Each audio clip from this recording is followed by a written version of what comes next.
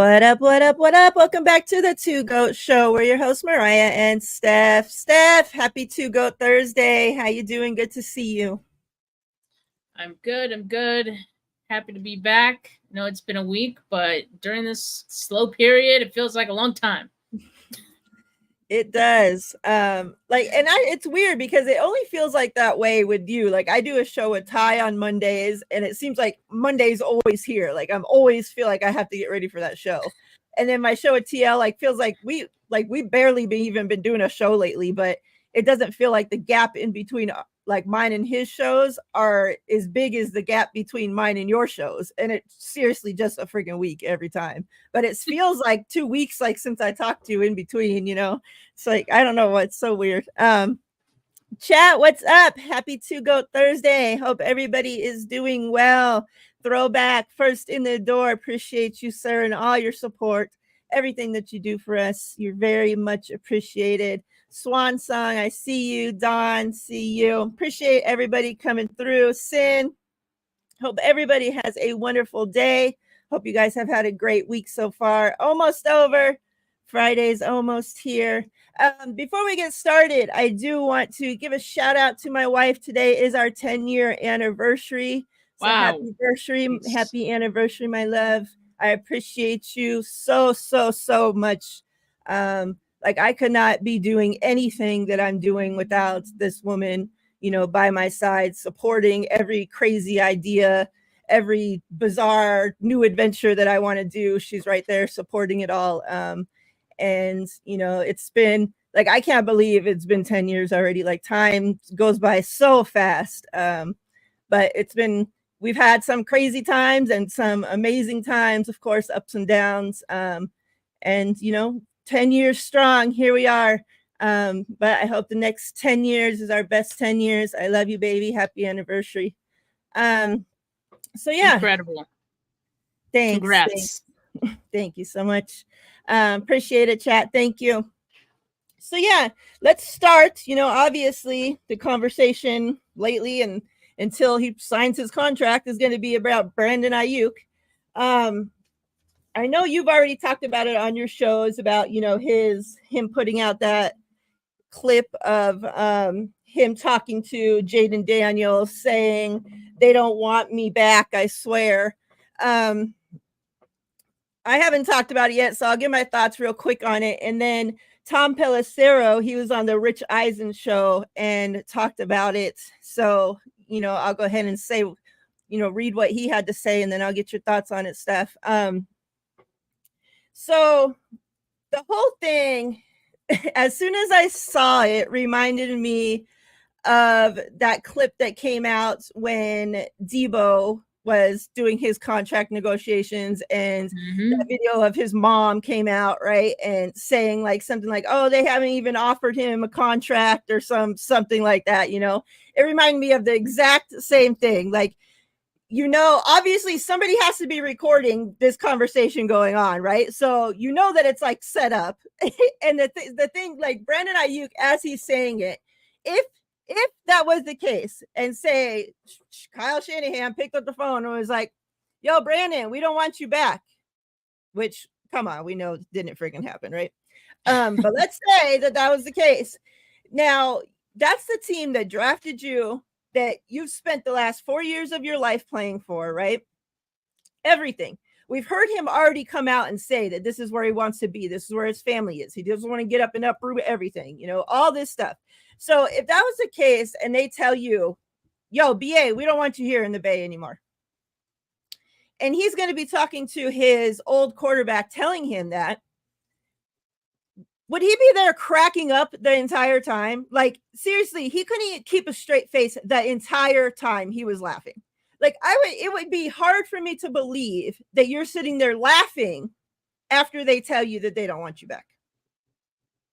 Like, it just, like, the whole thing, it just seemed like we were in acting class in freaking high school and they were putting on a skit, like, that's crazy.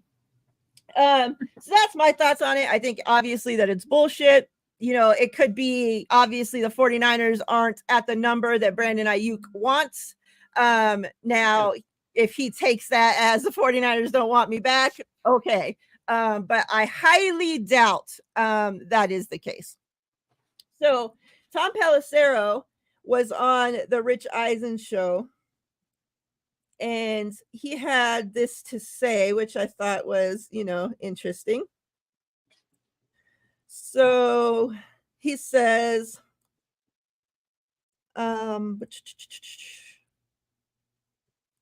he said, so if you guys don't know, Tom Pelissero is an NFL Network insider. It says he discussed the video, noting how staged it appeared, with somebody recording the conversation between Aiyuk and Daniels as if it were planned.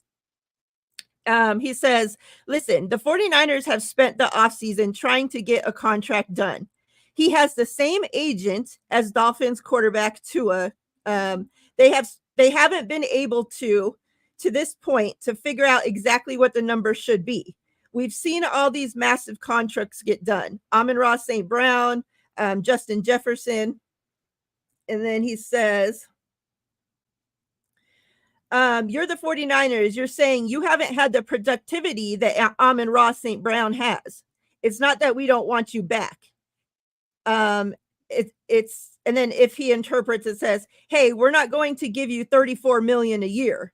We don't want you back. If that's how you interpret it, that's fine. The reality is he's under contract for about $14 million this season with the 49ers. He goes on to say, well, now the draft is done.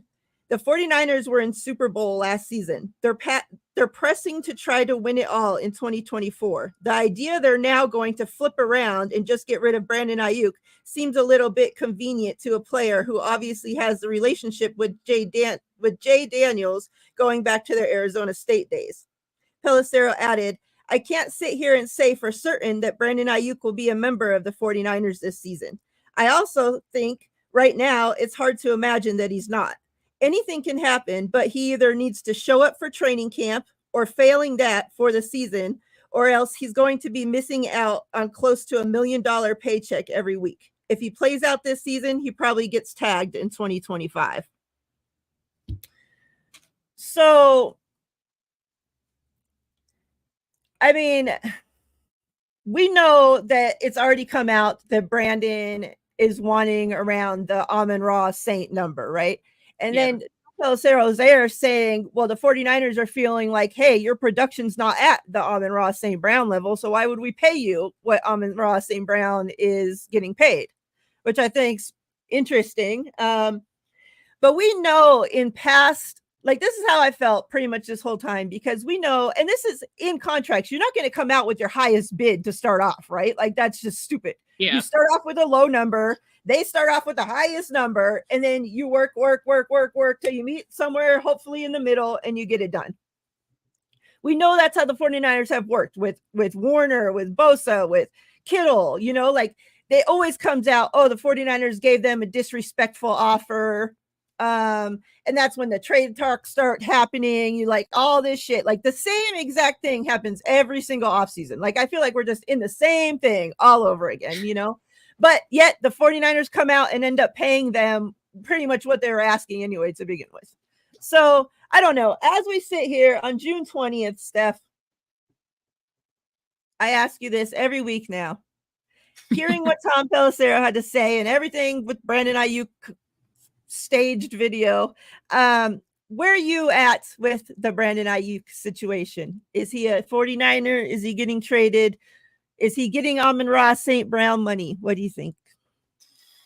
I mean, I guess it's hard to say because like it's up to the 49ers to decide. I obviously right now I think the 49ers have sent a message to Brandon Aiyuk that, hey, we want you at this number. That number, based on like Mike Silver's reports, 26 million or around that range, right? And so Brandon Aiyuk obviously not willing to take that right now. He is interpreting that offer and them saying like, this is your price, we're not moving off of it, as okay, fine, you must not want me then. That's what he's doing. Mm-hmm. But like there's still a lot of time, right? And as you said, we do this every off season. At the end of the day, a lot of these deals, most of these deals have gotten done.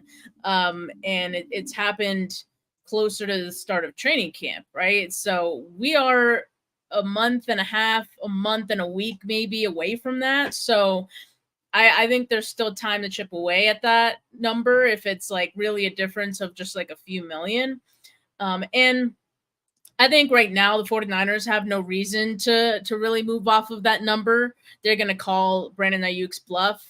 That's a fine strategy. Now, I do think that if Brandon Aiyuk does hold tight, and does kind of wait this out until like towards the start of training camp and he's missing like the first couple practices, I do think 49ers will come back to the table and be like, all right, fine. Like this is how it works. I just think whoever flinches first is going to be the one who ends up getting the closer to their million that they want. Mm-hmm. But yeah, I still think this gets done. And really, like you said, comparing it to the Debo thing, there's a lot of frustration, public frustration in that as well. And a lot of like trolling and like kind of joking around with the situation. But at the end of the day, the deal got done. We look behind at that time and, we can all laugh about it. Mm-hmm. Yeah, I mean, people were coming out saying that for sure Debo was going to get traded. No way the 49ers were going to pay him after just one productive season. His injury concern, like all this stuff came out, and look where he is, right? Alberto brings up a good point. Another guy that's waiting to get paid is Cowboys' CeeDee Lamb. Now, Lamb is the number one option over there for the Cowboys, and he's had a pretty great, rookie contract. Like he's performed well the last 4 years. Now, do you think, like, where do you think he falls into this? Do you think he's going to get paid like right under Jefferson? Do you think he's again going to set the market? Like, how do you think CeeDee Lamb fits into this, and how, if he gets paid first, how that's going to affect the situation with Aiyuk? I don't think it'll affect it too much because I think like we have Brandon Aiyuk's floor and we have his ceiling, right? Like I think his floor is probably the 26 million. And then the ceiling I'd say is the Amon-Ra St. Brown deal, right? So I don't know where CeeDee Lamb would fall. He'd probably be in the AJ Brown range, right? Which definitely not going to get what Justin Jefferson got or anything even close to that, just because it was so like, as far as the guarantees go, that was like astronomically different than the second top guy, which was AJ Brown at 84 million. CeeDee Lamb is like average per year. I haven't seen any reports on like the whole CeeDee Lamb thing, so I don't know if there's like a number that's been floating around, but yeah, I don't think it's going to move too much because I would assume CeeDee Lamb probably get more than Amon-Ra St. Brown, and I don't think that would impact Aiyuk much. Yeah. And that's crazy because we haven't heard very much about, like all this news coming out about the 49ers trading this person, trading Debo, trading Aiyuk. Every day it seems like there's something about Aiyuk, the national media is talking about it on their shows, obviously Aiyuk putting out these videos, and then the 49ers guys going on the radio talking about it. Like it's been in the news this entire time. Like if you look, it's out there, but the CeeDee Lamb thing has been very quiet on that side. Yeah, it has. But then, I mean, I'm not in tune with like what's going on in Cowboys world. You know what I mean? Like, I'm sure there's some rumblings that I'm just not like privy to. Yeah. But I mean, even the national media, like Tom Pelissero, like I haven't heard him talking about. That's true. It's been very quiet. But CeeDee Lamb has been keeping it quiet. Like I'm sure we would have been hearing nothing about like Brandon Aiyuk and how that's going if Brandon wasn't like posting as much. So very interesting how the two guys are going, about it. Rob says he heard a Cowboys creator say he thinks CeeDee will get about 1 million less than Jefferson. It's going to be interesting to see where these pieces continue to fall. So I wanted to talk about PFF, take it for what it is, but they put out some lists the last couple days, today and yesterday, about their top running backs and top wide receivers. They also have, a couple lists of a couple other things that we'll get into. But I wanted to start with the they put out their wide receiver core.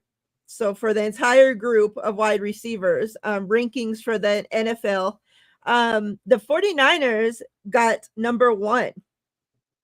And they said what they had to say about it was no pass catching unit can stack up with the 49ers receiving talent. Not only do they have wide receiver Brandon Aiyuk and Deebo Samuel, both top 10 players in PFF's receiver rankings heading into the season, but they also have George Kittle and Christian McCaffrey to lean on in the passing game. San Francisco easily earned the best team receiving grade in 2023 at 91.0, with no other club eclipsing 86.0. That's a big difference right there. Throw in Jawan Jennings and rookie Ricky Pearsall, and it feels like the 49ers are stocked with an embarrassment of receiving riches. So they have the 49ers at number 1. Dolphins are at number 2. Eagles at 3. Bears at 4. Texans at 5. So 49ers, little offsprings. There's 3 of us in the top 5 of the wide receiver rankings. So I thought that was pretty cool, to see the Dolphins and the Texans in there. What do you think do you think the 49ers deserve to be at that number 1 spot? Do you think somebody else got snubbed, like anybody else that was competing for that spot? What do you think about that? I think that's definitely fair, because I think, all those other teams you mentioned there for, last couple seasons, you can make the argument, right, for any one of those teams being the top 1. And it's been a fun conversation. But I like that they pointed out the 49ers, like, rookie class, like, yeah, Ricky Pearsall, first round pick, like that puts them over the top to me. And not to say that like Ricky Pearsall is like this crazy needle mover for this, but I think it's just enough to put them over the top. And just based on what we've been hearing about Ricky Pearsall so far, it does sound like he's gonna be buzzing for the season, hopefully, and could carve himself a role. But yeah, I think that's a very fair assessment of the 49ers wide receiver group. I mean, especially because also they could do, like, Aiyuk and Deebo could do different things, right? And so they're a threat in different kinds of games and what's it called? Like like different kinds of game plans and things like that. So yeah, I think that's an asset, right? Like that's powerful. So I definitely I would agree. Unbiasedly biased, right? Yeah. I had seen something, on that they do different things. I can't remember exactly, like it might have been from PFF. I don't remember exactly, but it was saying that Aiyuk is the number 1 graded wide receiver on out-breaking routes. And then Deebo is the number 1 graded wide receiver on in-breaking routes. So, they're set up perfectly to do exactly the opposite things. And, Kyle Shanahan uses them. Yeah, exactly like that. So, the running backs. So, they're same thing. PFF running back core rankings.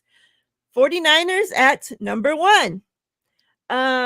It says Christian McCaffrey is PFF's top ranked running back heading into the 2024 season. So it should be no surprise the Niners take the number 1 spot here. McCaffrey generated the most PFF wins above average among running backs last season at 0.25. Elijah Mitchell also remains a very solid running back 2 option, with rookie Isaac Guerendo as the upside running back 3.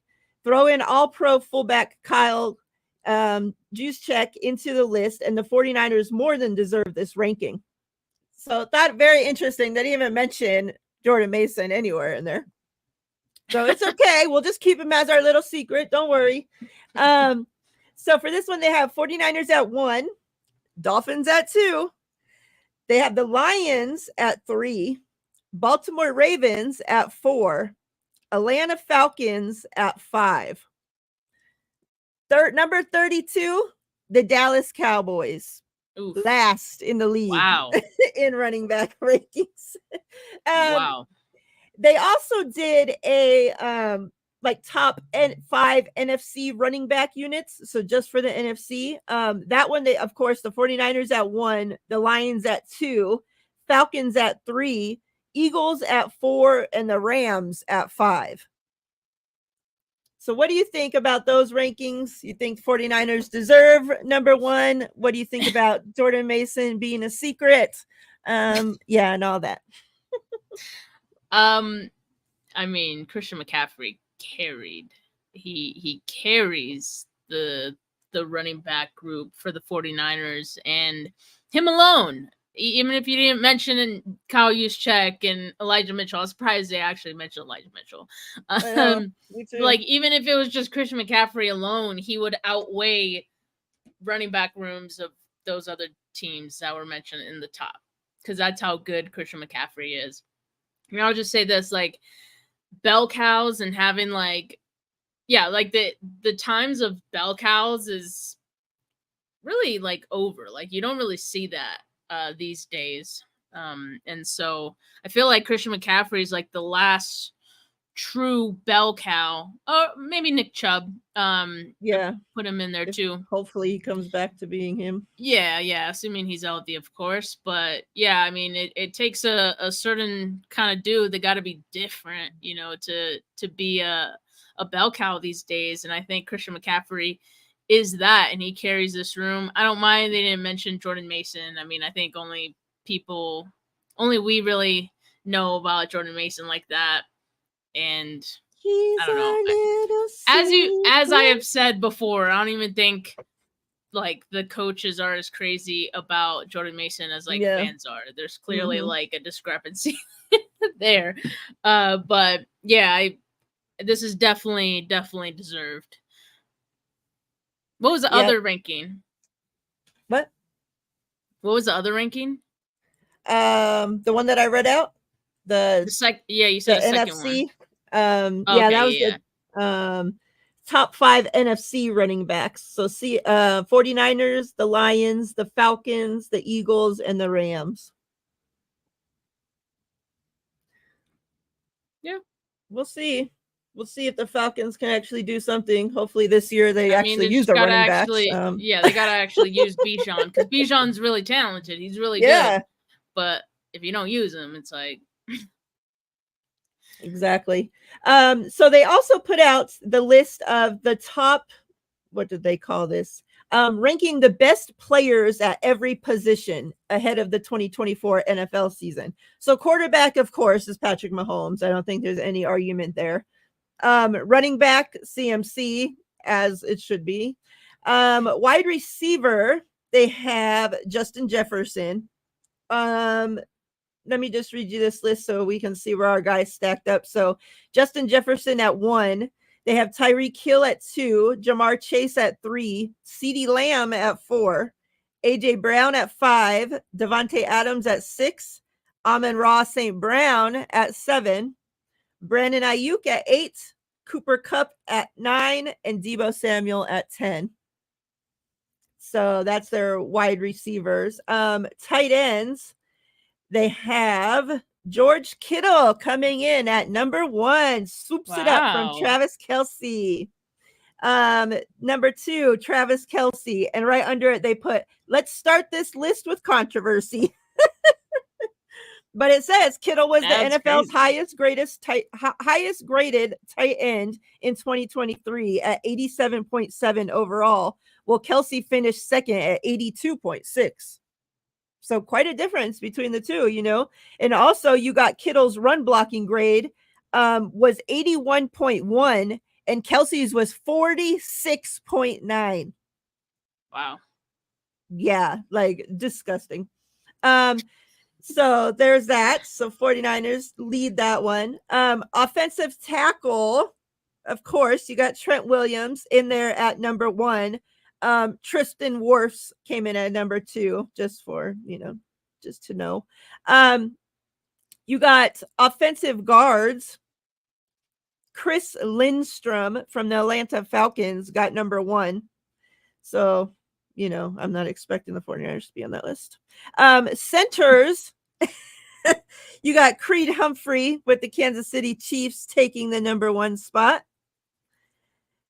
Almost done. Edge defenders. Myles Garrett takes the number 1 spot. Micah Parsons, number 2. And Nick Bosa coming in at number 3. Max Crosby came in at number 5. TJ Watt at 4. Great. I mean, the edge rushers in the league right now are great. Interior D-line at number 1, Chris Jones. I think, you got to expect that. Linebackers, yours truly, Fred Warner at number 1. Roquan Smith got number 2.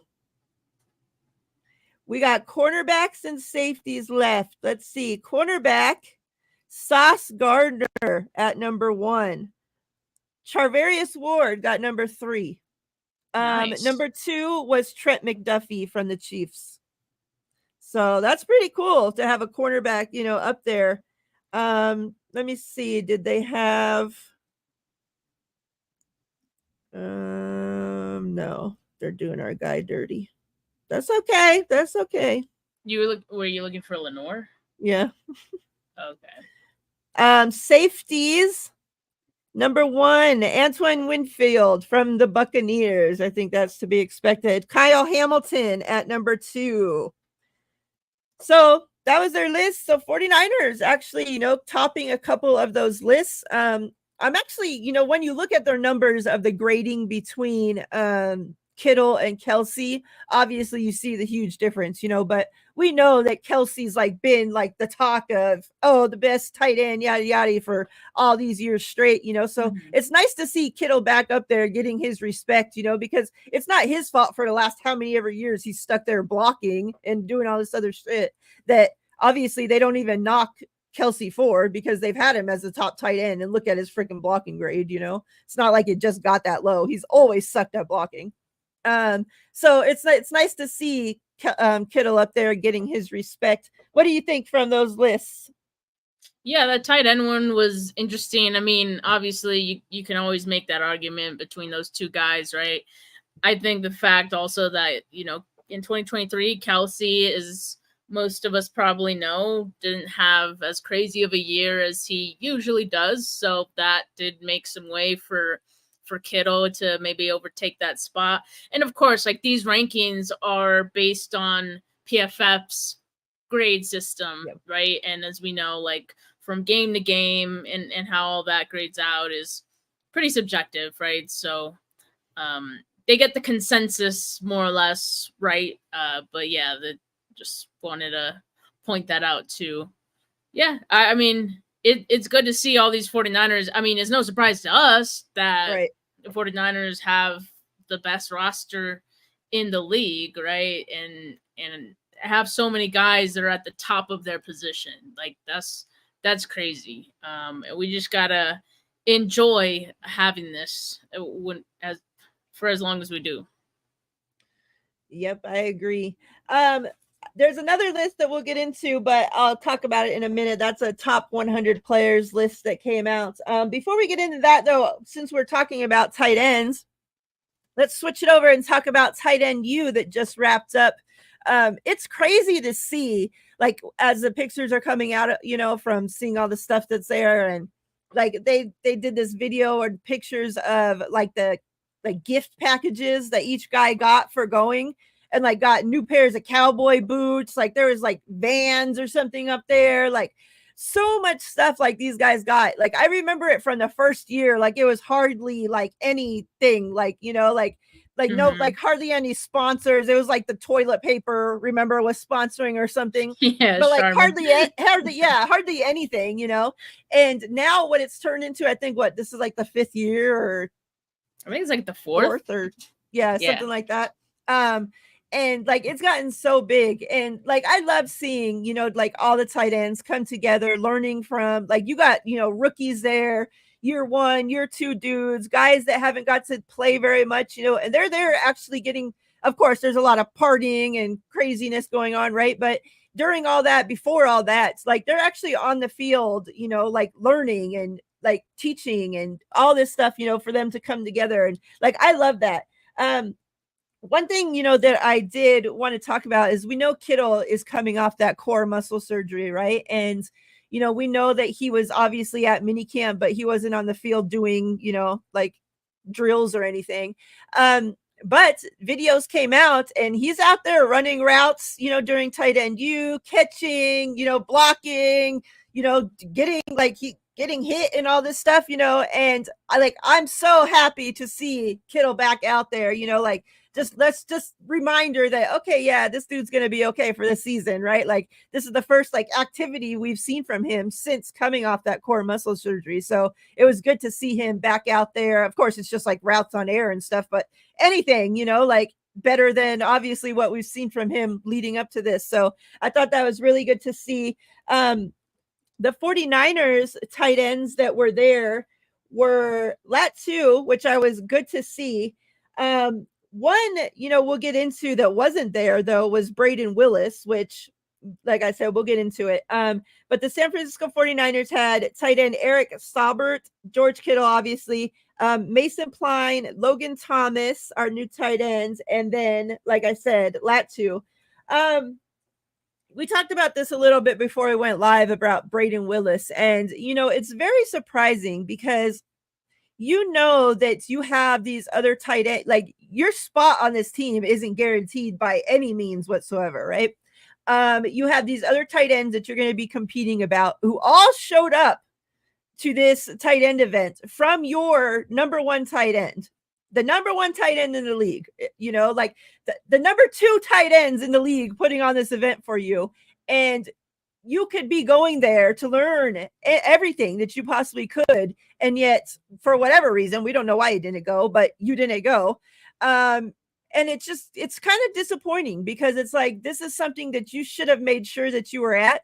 And I love to see that Cameron Latu, showed up there. Somebody who's coming off injury, right? Who hasn't been doing much, yet he showed up to learn from the greats. And, we'll see if that gives, whatever he learned, if it gives him an advantage in training camp and in this battle, we'll see.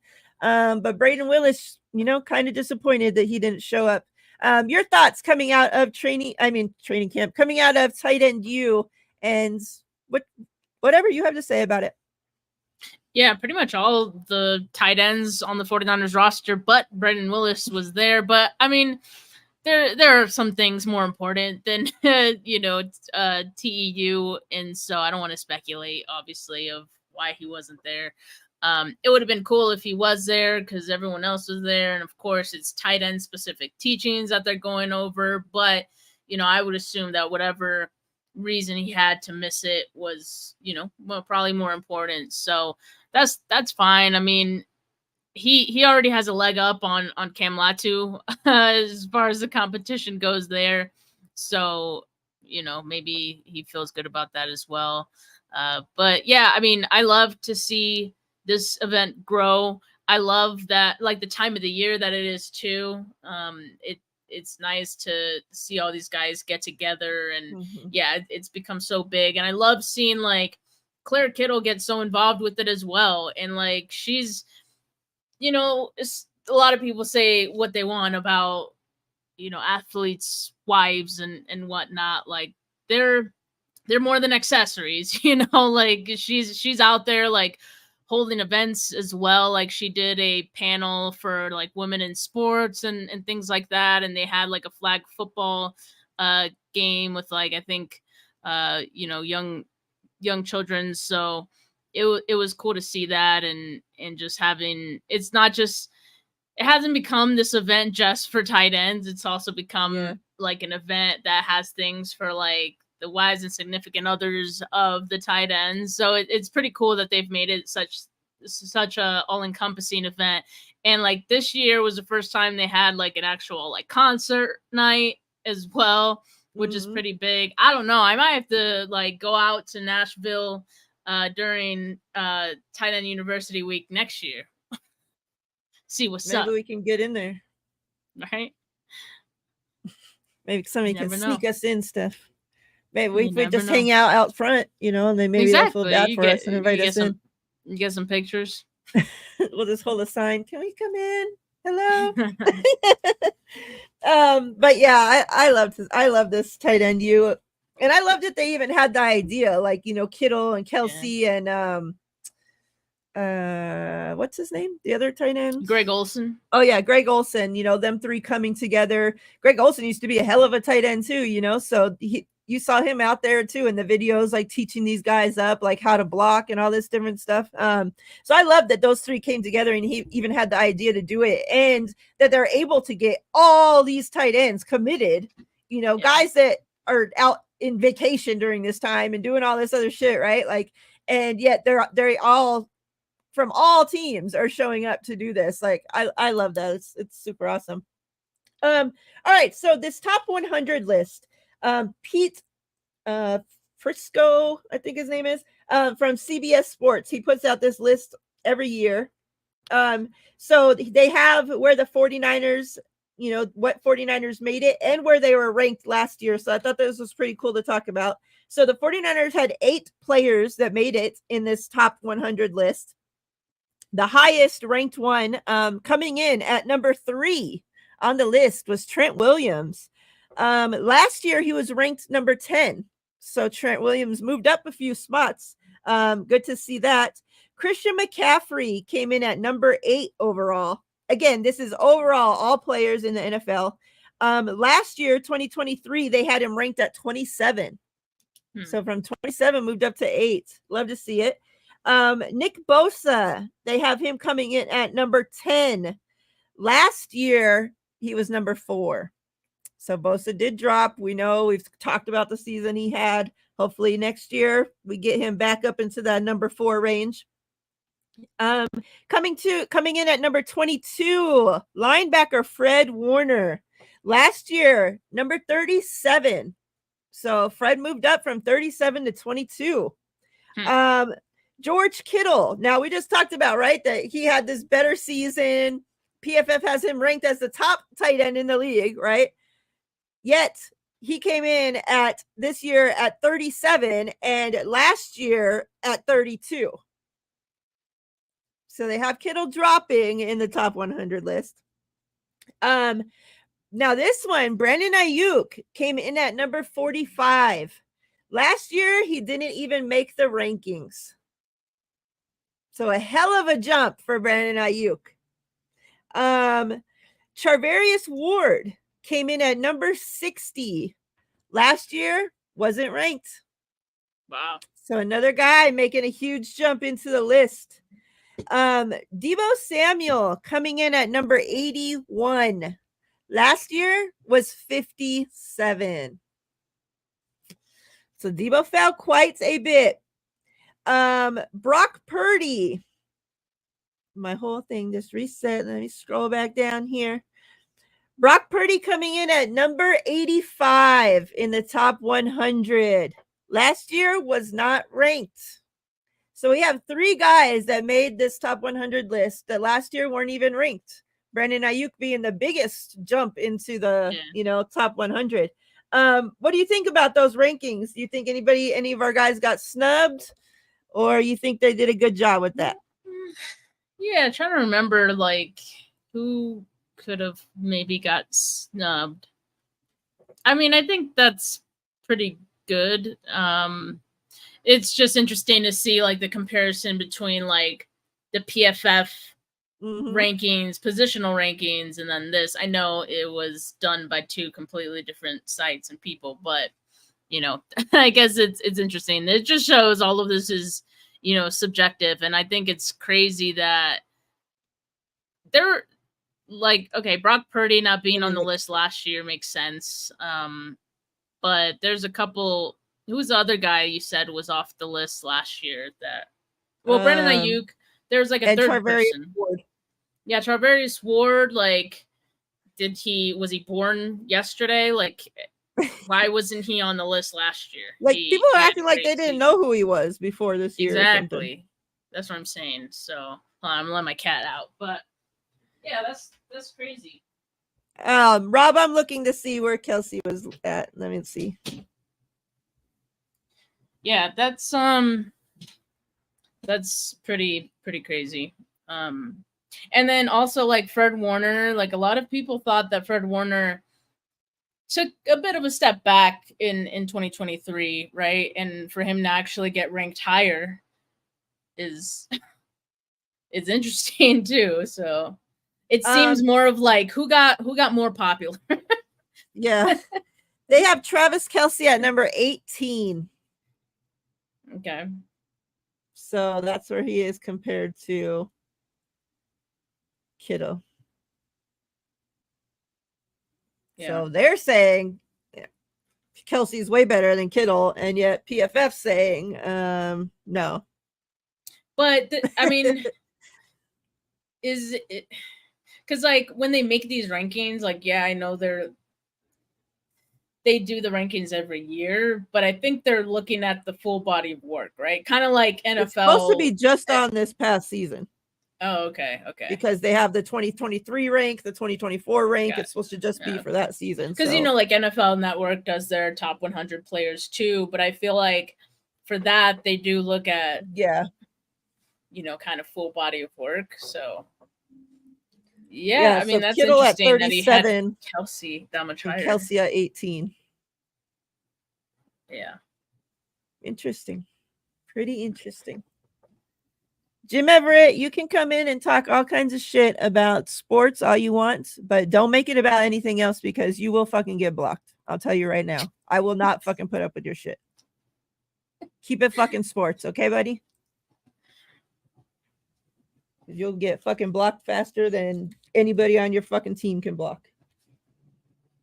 All right, so Isaac Guerendo, Matt Barrows went on. Well, actually, he did a column or an article about Isaac Guerendo and what the 49ers saw in him and like why they drafted him. You know, somebody that like hardly like only started, you know, one game before in his career, and like why him, right?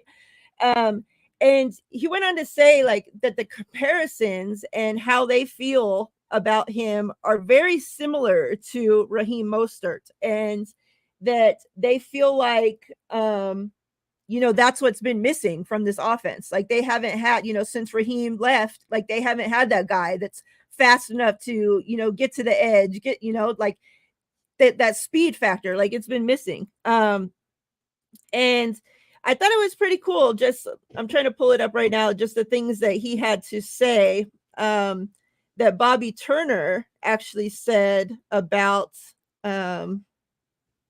Guerendo. Let me see. So he says, just like we had to do with Raheem, we've got to get Guerendo to see what we want, Turner said. Get him to know what we want, and then he'll get a feel for it, and the lights come on, and bam, the rest is a win for us. Now, if you remember when the 49ers got Raheem, right, he had been all over the league, and he even sat like the 4th, 5th running back on the team for a while before he got to that starting spot, right? And they talk about that in this story that, you know, during that time, they were teaching him like, this is what we're seeing for you. This is what we need you to see. And like, once the lights turned on, that it was like, okay, you know, so he talked about like, that's pretty much like what they need to do with Guerendo as well. It says, oh, so they were talking about how like his mom was talking about Guerendo's mom was talking about him being fast and like, you know, just what he went through and like when he was younger up until high school and then moving colleges and all this. And remember, like we talked about before, that when he went to this college, that his coach told him that he reminded him of Jonathan Taylor, who was their running back at the time, and that they seen a similar role that Guerendo could play, you know, like Taylor could. And I thought this was pretty cool because the mom says that in practice, Isaac and Taylor, that they said they would go back and forth in practice. This was the Wisconsin's running back coach says, if Isaac hit 22 miles per hour, then Thomas would run 22.1, 22.2 the next day. And then Isaac the next day would run 22.3. It was a great competition. They embraced challenging each other. it says the comparison to Taylor makes sense. Taylor was 226 pounds when he was drafted in 2020. Guerendo was 221 pounds. Taylor ran his 40-yard dash at 4.39 seconds. Guerendo was 4.33, so faster than Taylor coming in.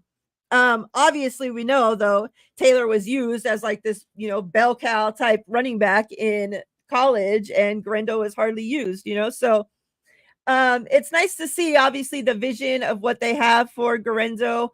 I'm very high on the kid. Like, I like the kid a lot. I like that he wasn't ran into the ground in college and doesn't have all this wear and tear. We know that that running backs' lives are usually, not their lives, but their lives in the NFL are usually shortened because they go through so much wear and tear, right? Like, constantly having the ball, getting hit like every time, like all this bruising punishment that they go through, that he hasn't gone through that, like it's like a pair of tires, right? Like when you ride them to death, the tread starts falling off and they start getting holes in them and cracking and all this stuff, right? Well, Guerendo has brand new, shiny, sparkling, full tread tires on him. Now, if they can just get him to see, Bobby Turner, what Bobby Turner wants from him, I think too, this offense, like that opens it back up to being so explosive if we have the speed to get around to that outside edge. What do you think about all that with Isaac Guerendo?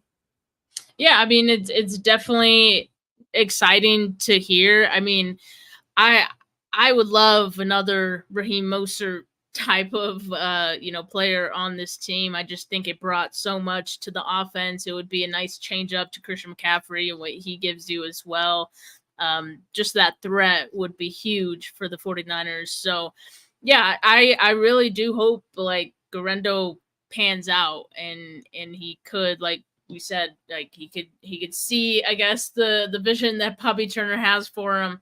And I don't really know like what Guerendo is missing at this point that they're like, we got to get him up to speed on this. I'm assuming it's just like where they want their running backs, what holes they want their running backs to hit when in these zone blocking schemes, which like he has already experience in the zone blocking scheme, but maybe the 49ers, just have certain plays have different guys you want to run behind, things like that, wait for that to develop kind of thing.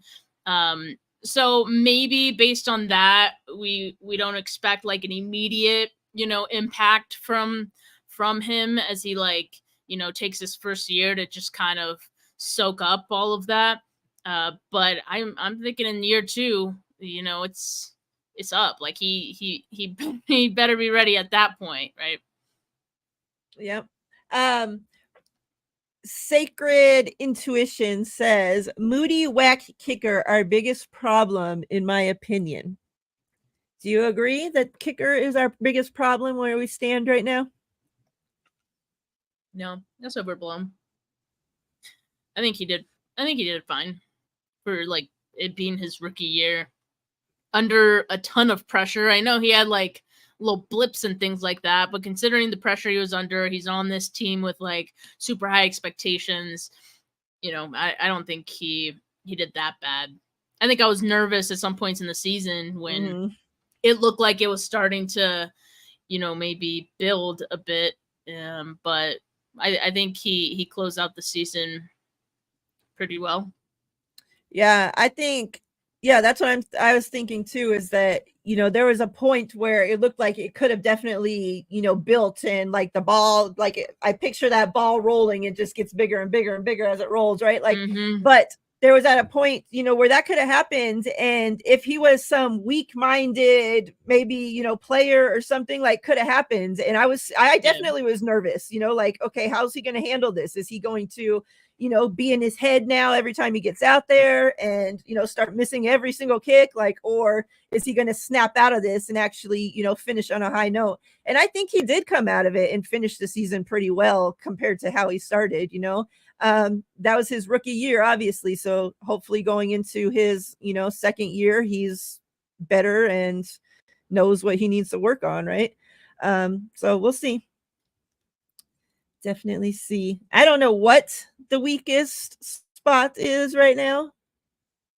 I know a lot of people will probably say O-line. I don't know actually where I'm at to say, this specific thing is our weakest at this point, but I don't know that it's kicker. So another thing that I want to talk about real quick is Renardo Green. So Matt Mayoko got on his podcast and was talking about Renardo Green. And obviously this position of slot corner, has been crazy since the Shark left, right? It's just been one of the scariest positions for me on this team, because until obviously we pulled Diamador Lenore from the outside and stick him there, but we shouldn't have to do that, right? So Matt Bianco goes on there to talk about Renardo Green, and I thought this was very interesting what he had to say about him. He says, Renardo Green is one of these players that really has an opportunity coming in fresh, working at nickelback. The 49ers really struggled at nickelback last season, to the point where the guy that Steve Wilkes wanted, Isaiah Oliver, who he considered one of the top nickelbacks in the league, wasn't even one of the top nickelbacks on the team last year. Acknowledging the mistake, San Francisco released Oliver in February ahead of free agency. The defensive back signed at the New York Jets. As much as you might try to shore that up, it's not easy, Mayoko continued. And so they used their second round draft pick on Renardo Green while having all these other cornerbacks kind of in the mix. Lenore is back. He could play the nickelback position. They also have Chase Lucas, who could play the nickelback position. They have guys on the outside like Isaac Edom and Rocky Sin, Darrell Luter, Samuel Womack. So there's a lot of moving parts there. But the easiest answer for the 49ers, and I'm sure the one they would really like to see, is Renardo Green steps in from day one and owns that nickelback position. Thoughts? Yeah, I mean, I've been pretty high on Renardo Green since the 49ers drafted him. And just like Ricky Pearsall, everything that we've heard about him so far seems to be very positive. And it's like the transition seems pretty seamless for both of those guys. And it doesn't feel like, he's like treading water, like gasping for air or anything like that. And I think it was on this show like a few weeks ago, we were talking about how Nick Sorensen was talking about how, Renardo Green, he's taking everything that we're giving him and we're giving him a lot, like right off the bat. And he's like, no, like keep it coming kind of thing. So I think he's going to fit right in. And I think he does have the chops to have a starting role like right away, right? If he could pick up like that nickel spot, yeah, I think it's his. I agree. I like the kid too. And I like, that all those other names that he had listed there. Oh, something going on with my computer here. All those other names he listed, like when you look at them, it's like, would I feel comfortable with any of those guys besides Diamador Lenore at nickel to open up the season? It's like, no, like definitely, like you say, Renardo Green, what I've seen from him, obviously it's only college and, mini camp and this shit, and what I've heard, but so far from all that, like, I definitely feel like I'd be more comfortable, like if he grasps everything, like him starting the season. And it seems like that was probably their thought, when they spend that second round draft pick on the kid. But yeah, hopefully he can come in and secure that spot, because I would like to keep Diamador Lenore just at one, like let him be good at one spot, perfect one thing, like I want that spot to be outside. Maybe if he's outside again, he can get on the top 100 list. Exactly. He deserves it.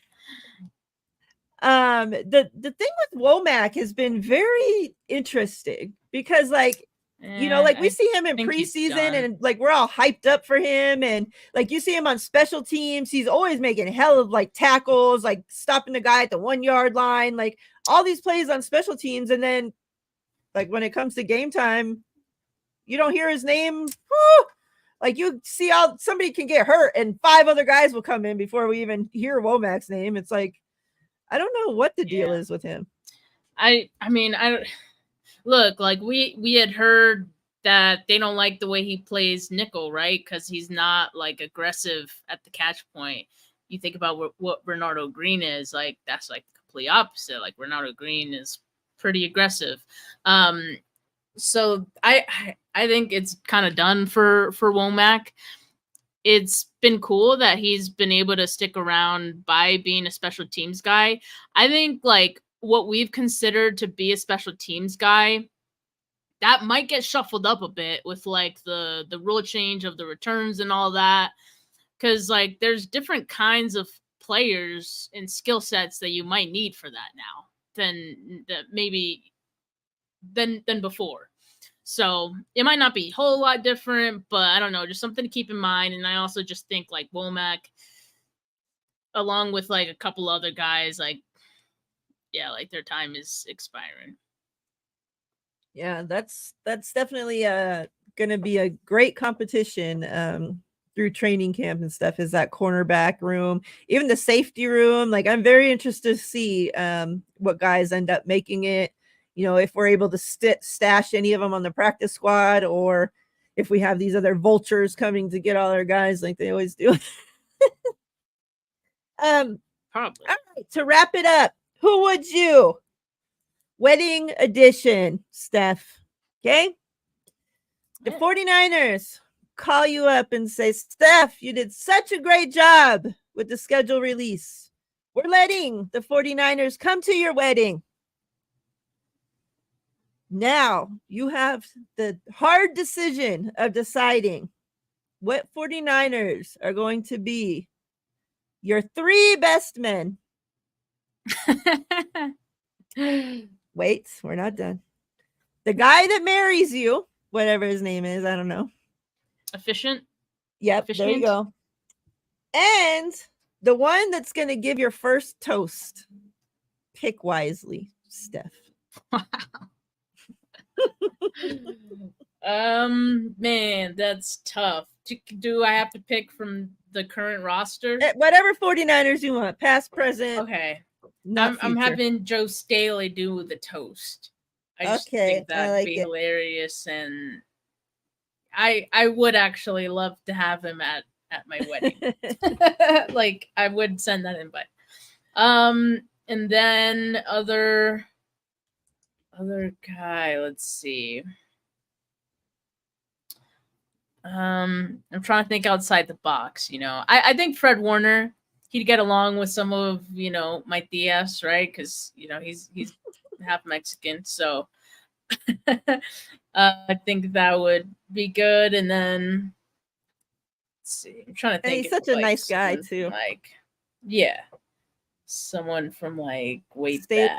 Speeches for the toast is awesome. I want someone who can dance, because like, you know, we need to get the dance floor lit, and so that'd be like the third guy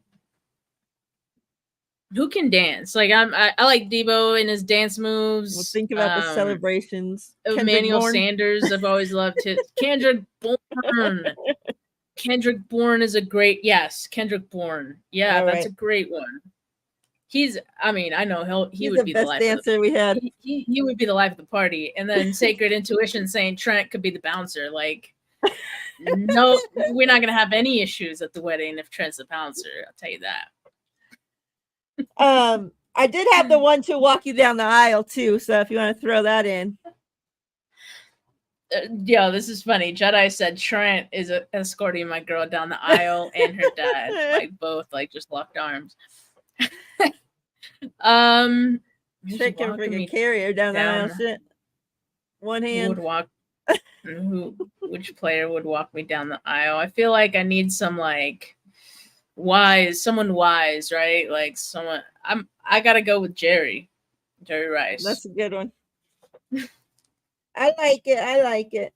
He'd be like, he'd have all like his Super Bowl rings on. And he'd be like, it's your turn to put a ring on. There you go. Anything else you got going on that you want to tell the good people about, Steph? Man, I mean, not much. I mean, you know, I've been trying to fill in like the time during the slow period. So I did film the first fan cave virtual tour with one of my followers, Niner Jim. So I'm in the process of editing it, and hopefully I can put that out tomorrow. So that should be exciting if you guys want to check that out on my YouTube, Steph 49K. And I've been doing like the sparkling water ratings too. Just to fill in the time, keep it light, keep it fun. And then Ollie Pop ratings on the weekends. Sounds awesome. Me and TL are doing our show Saturday. I don't know what time yet, so just keep an eye. And you'll see it. Make sure that you're subscribed to both Steph 49K and Faithfully in Vegas on YouTube. Chats, we greatly appreciate all of you guys, all your comments. The chat has been going crazy the entire show. You guys are greatly appreciated. And yeah, I hope everybody has a great rest of your week. Have a wonderful and safe weekend. Me and Steph will be back next week, same time, same place, as always. The goats are out. Peace. Peace.